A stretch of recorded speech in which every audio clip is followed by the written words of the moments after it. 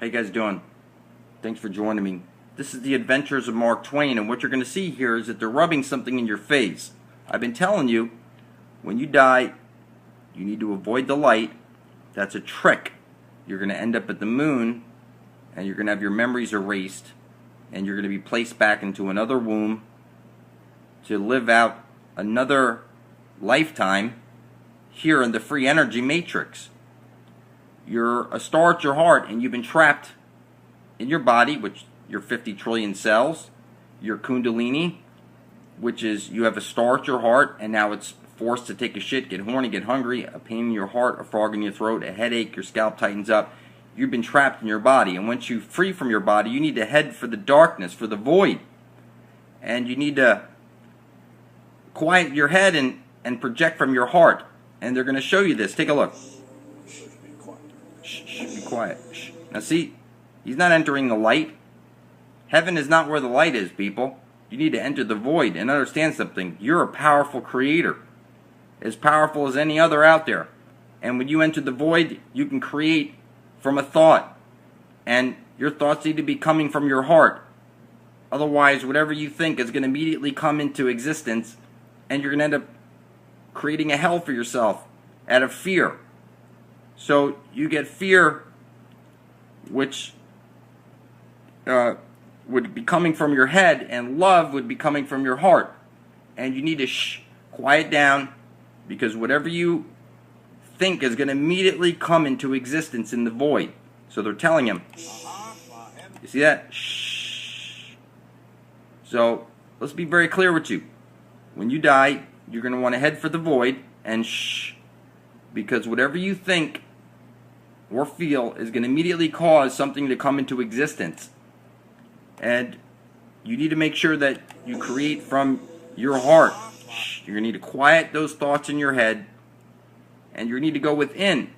So when you get to the void, you need to go within to your heart and start creating from your heart. Because you will create a hell for yourself if you're not careful. So now you're in this machine right now on the free energy matrix, and things don't immediately come into existence. If you want a sandwich, you need to.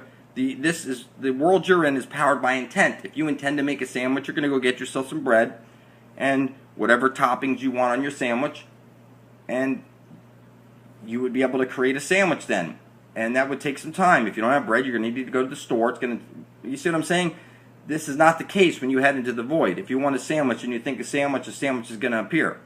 If you think of something scary, it's going to appear instantly. And you could find yourself in a world of hurt really quick.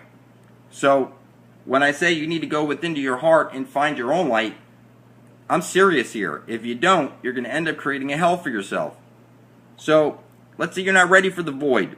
Then you could find your way back to the sun. You're a fractal of the sun. The earth is a fractal of the sun. Now, you were fashioned from clay, and you're going to see this right over here. We're going to show you Tom Sawyer. Again, the Adventures of Mark Twain. And this is Satan's world that you're trapped in. Take a look. Who are you? An angel. What's your name? Satan. Uh-oh. What's the matter? Nothing. Only it's sure a sorry name for an angel. Please, come in.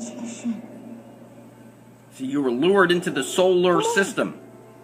The fake construct, the soul lure. You were lured in. Your soul was lured into a cage, into a box. You're on a flat earth plane.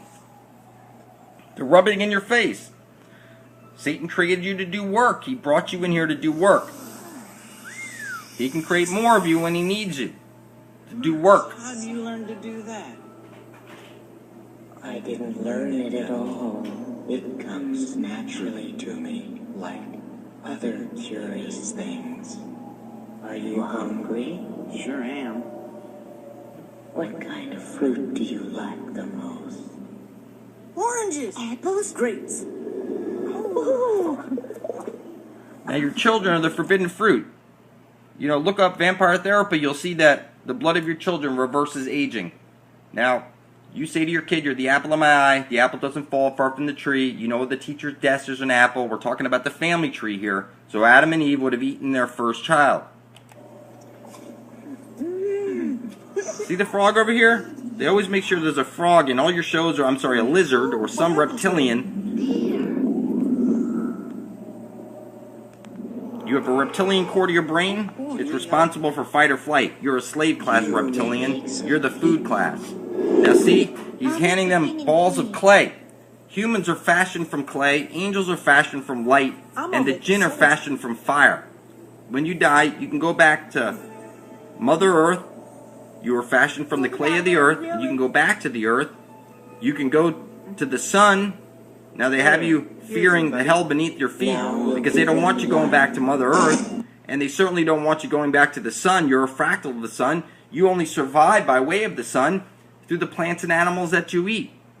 Whether you're a vampire, whether you're sun gazer, or you get your energy from the food that you eat, which was created by the sun. The sun goes to the plants, and when they say Jesus turned water into wine, that's the sun. Rain falls down on the plants, and then the grapes grow, and you can make your wine from grapes. It's the sun that did it.